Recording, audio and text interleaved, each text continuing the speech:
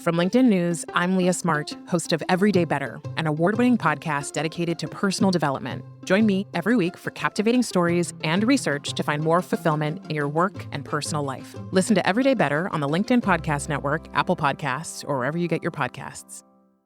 From LinkedIn News, I'm Jessie Hempel, host of the Hello Monday podcast. Start your week with the Hello Monday podcast. We'll navigate career pivots. We'll learn where happiness fits in. Listen to Hello Monday with me, Jessie Hempel, on the LinkedIn Podcast Network or wherever you get your podcasts. Hello, my friends, and welcome to another exciting episode of Negotiate Anything. This show is produced by the American Negotiation Institute, and with over 5 million downloads and listeners in over 180 countries, listeners just like you have made this the #1 negotiation podcast in the world. Hi, my name is Kwame Christian, and I am the founder and CEO of the American Negotiation Institute. Here at ANI, we believe that the best things in life are on the other side of difficult conversations, and we are passionate about providing you with the best content that will help you to make your difficult conversations easier, both at work and at home. Lastly, I want to remind you that we offer consulting and conduct trainings, both virtually and in person, all around the world. Our focus is in 3 main areas. First, negotiation and conflict resolution. Second, leadership. And lastly, diversity, equity, and inclusion. Check the link in the description below to learn more about how we could work with you and your team. And now, without further ado, let's jump into the interview.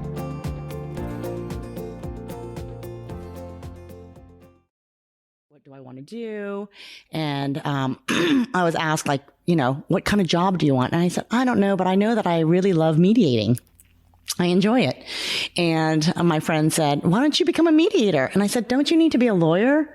And this is a very common misconception. Like, a lot of even lawyers ask me, how are you a mediator? Like, you're not a lawyer. and I just want to dispel that myth for everyone that's listening right now that you do not need to be a lawyer to be a mediator. So I went and got certified, and the teacher who certified me also said, you know what, Alice? Of course, he was probably selling me, but it worked. He said, you should come and take my arbitration certification training. So I did both of those around the same time. So I'm a certified mediator and a certified arbitrator, and I have done like a few arbitrations. Wow. And I've been called Your Honor, which is kind of cool. But majority of the time I am mediating. And so that's kind of how I circuitously got to mediation. And I feel like I use a lot of the skills that I learned as an actress in my mediations, because I can like pull out like what's really happening underneath. And in acting and theater, we call that subtext. Mm-hmm. And so we're always having to read subtext. And when you're opening a script and you're seeing the words of whatever the characters are saying, as an actor, part of the work is to try to understand under these lines, what is the other character's subtext? Mm-hmm. Always. And so when I'm mediating, it's the same thing. It's trying to understand like what's happening, like what's really going on underneath the words. And here's the scenario, but what the scenario that's really in front of you is not the real scenario. It's usually some other scenario that's like hidden. What's the background agenda? So like really I like in both in negotiation and mediation is to uncover that secret. Yes. Oh, that's good. There's so much to delve into, but I want to focus on. Let's go deeper. When somebody wants to fix, let's say it might be somebody who has negotiation background, whatever it happens to be, they want to fix. What is it within themselves that they need to change in order to adopt a better mindset to be a better mediator? Oh, I love that question. I think it comes down to being able to let go. Right? That, I mean, it's that maxim. It's not your conflict, therefore it's not your solution. And sometimes it's one of those moments in training where you're just waiting for something to click, and I see this, training professional coaches as well. And I think for me, it comes down to the intention behind the action. Are you doing it for you or are you doing it for them? Also, this idea that, let's take it from a very practical standpoint. If you are the negotiator who's now working in a mediation capacity and you see the solution, you feel the solution, and then you give the solution, yeah, again, it might make you feel good, right? And it gives you that, dopamine hit and all of that stuff. And it might work. It might work in the short term. But I guarantee you this, if you go back in the long term, you've removed ownership over that solution, right? And it's now your solution, which might work on paper. But how much real emotional investment do those individuals have who've been in that room with you? And particularly then if you're dealing with different power constructs, right? People will say yes if they know that, their boss needs them to say yes, for example, right? Or in a community setting, there may be other pressures there, for example. So who are you doing it for? And are you sure? Okay. So I love the fact that you're asking that grounding question. Are you doing it for you or doing it for them? Because I know there have been times in my life where I realized, why am I pushing so hard? What is this? Oh, this is about me. Because as a negotiator, sometimes we have that deal-making bias. And then we definitely make it about ourselves by saying, listen, if I'm a good negotiator, I can get this done. And it becomes very problematic, especially in your personal life, because now you're removing somebody's autonomy and agency, and they feel like you're forcing them. And it reminds me of one of the things, a saying somebody brought up in one of the trainings, and I told her, I'm like, listen, I'm going to put this in every training going forward. Collaboration builds commitment. Collaboration builds commitment. If Absolutely. they feel as though they can look at the deal and see some of themselves in the deal, they can look back and remember the process and see that they contributed to it. Now they're bought in because it's not your deal, it's my deal. And I want this to succeed. And so we have to be able to remove ourselves, not just by recognizing, hey, my ego is now getting in the way, but also we realize that even if I let my ego get in the way and I do get a deal done, it's good for me, but it's not good for them, because the deal, what we want are lasting deals where people are bought in. That's really, really important. Absolutely. I mean, and I think, the ways that we can help negate that are, having good professional supervision as a mediator, for example, can help that. Having that, sounding board outside of the system and the process that you're currently working on. And it's the same as, coaches having coaches as well, right? Having someone to work that through, Absolutely. It's critical. It's critical. When you are seeing people going through this process, because you've trained a countless amount of mediators at this point, what would you say are the elements that separate the good mediators from the great mediators? I think a few things. One, curiosity, the ability to take that step back, emotional maturity sometimes, and the ability to realize that you're not always right and there's always more to learn, I think. And, when you do get those individuals on programs who are clearly, coming from a, maybe previous experience or maybe naturally, inclined towards this work, the idea of going, actually, I do need to do some stuff on myself. That somebody said to me really, years ago, that really defined it really well. A good friend of mine who works for UCAN in Canada, it's about knowing your stuff, your own stuff. And I mean that in a non-patronizing sense, realizing that, you got to know your own conflict resolution style. Are you more inclined to avoid? Are you, and again, somebody said to me, a mentor from years ago, Murray Fitzgerald, said to me, some people who work in this field, and I mean that as negotiation, mediation, conflict resolution in general, sometimes some of us tend to be naturally attracted to conflict. And we got to be careful with that, Oh, that's fascinating. Hey you, I'm Andrew Seaman. Do you want a new job? Or do you want to move forward in your career? Well, you should listen to my weekly show called Get Hired with Andrew Seaman. We talk about it all, and it's waiting for you, yes you, wherever you get your podcasts. Brace the rudders! Raise the sails! Raise the sails! Captain, an unidentified ship is approaching. Over. Roger. Wait, is that an enterprise sales solution? Reach sales professionals, not professional sailors. With LinkedIn ads, you can target the right people by industry, job title, and more. We'll even give you a $100 credit on your next campaign. Get started today at linkedin.com/marketer. Terms and conditions apply. The shooting at the Sick Gurdwara in Oak Creek, Wisconsin. And I really want to shine a light on these incredible mediators who work in confidentiality, without publicity, but have really helped this country in really challenging times. Definitely. And this is great. And thank you for writing the book, and thank you for your service to the country and what you're doing. It's incredibly important.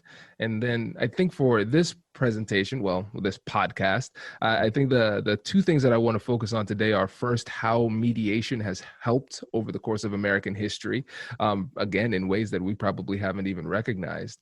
And then also for people who want to be involved in community mediation or see opportunities for racial reconciliation or community building through mediation, let's talk about some best practices there. So when it comes to mediation in history, where should we even start? Yeah, so I'll start with this. The Community Relations Service, it was really pushed by President Lyndon Baines Johnson. If it weren't for him, it wouldn't have existed.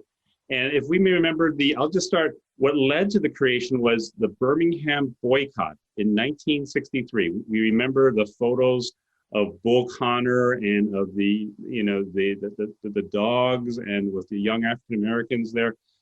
What we don't quite always remember about that, it was really a boycott and about a Black business boycott, basically saying, we're not going to serve segregated businesses unless you desegregate Birmingham. And the civil rights assistant attorney general at that point, Burke Marshall, spent a lot of time mediating between the civil rights protesters in that situation and the mayor at that time. And so going forward, when we were thinking about the 1964 Civil Rights Act, there was a concern of all this desegregation happening and how that it would take too many lawyers to go out there and they wanted mediators to be helpful. Burke Marshall said, this is too hard. I'm a civil rights attorney. I need other people to go out and mediate because this is too hard. It takes up too much time. So that's how it gets created. So it starts from successful mediation, but the recognition of how hard it was to do this. I'll start with just one situation in Selma. We remember when John Lewis, the former congressman who passed away recently, the great John Lewis, and Bloody Sunday, where a numerous amount of protesters, civil rights protesters, Blacks were beaten up by the Alabama state troopers. LBJ was concerned that there was going to be more violence, sent this agency, the Community Relations Service, out there. And the first director of that agency was a man named Leroy Collins, a white governor from Florida, a former governor from Florida. And he worked hard, especially with Andrew Young, who later became a congressman and a mayor and a United Nations ambassador, to work with them. If what we often remember is the movie in Selma, and certainly for those who know the history, where Martin Luther King leads his congregation and leads the people across the Pettus Bridge in Selma. And at that point, there's a fear of facing the Alabama state troopers. Leroy Collins and other mediators worked out a resolution to keep it safe. And that was part of the story, that then it helps keep them safe, but it also then helps move it toward, that was a voting rights situation to the important legislation of the 1965 voting rights legislation that then gets passed because of the protests that happened in Selma over voting rights. And of course, voting rights are still a huge issue today for Blacks and for many other people as we face it in the election in 6 days. So that's another example. So then from there are many situations where the CRS has gone to Wounded Knee, when the American Indian movement took over there, to the Alien Gonzalez case. Ultimately, that was a situation where he was taken from his Florida family. But what really helped was there was a serious attempt by CRS mediators, including a man named Thomas Battles, who works also with the Divided Community Project today, to reduce the possibility of violence. There was a lot of tension in Florida at that time, and there was a really valiant effort in that situation. Fast forward when I was director in Sanford, Florida, after Trayvon Martin was killed, as we remember, as he was going home after going from 7-Eleven and was accosted by a wannabe neighborhood watch guy named George Zimmerman, and there were protests in Sanford. Community Relations Service made a huge difference in helping the protesters protest safely, and making their protests against the Stand Your Ground law, which was a big deal in that situation, and working with the protest groups, working with Al Sharpton and the National Action Network, working with Jesse Jackson, and working with the mayor, the city manager, to keep it safe, working with Black and white pastors to reduce rumors and to help them heal as well. And to this day, the mayor and many others credit the CRS with keeping the protests safe, allowing them to express their First Amendment free speech right. But it was a situation where there were many, I think over 80 protests, but not a single bottle was thrown, and not a single arrest was made, partly because, different from some of the other situations, the protesters worked well. They worked, I should say more, they worked with the city to allow peaceful protests to happen. So that's a lot, Kwame, but that gives you just a sense of the breadth and the scope over time.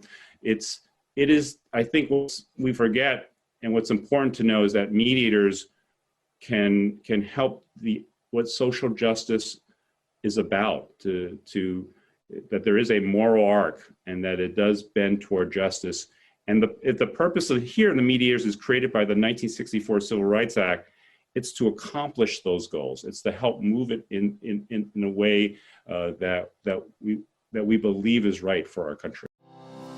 Congratulations! You've just joined an elite club. By listening to a full episode, you're now officially on the Negotiate Anything team. So welcome aboard. What most team members do is they subscribe to the podcast because that allows them to automatically get the latest episodes of the show.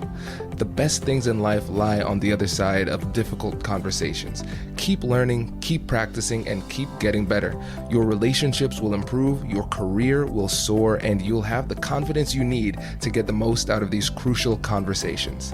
Again, thank you for joining the team. We're excited to have you, and I will see you in the next episode.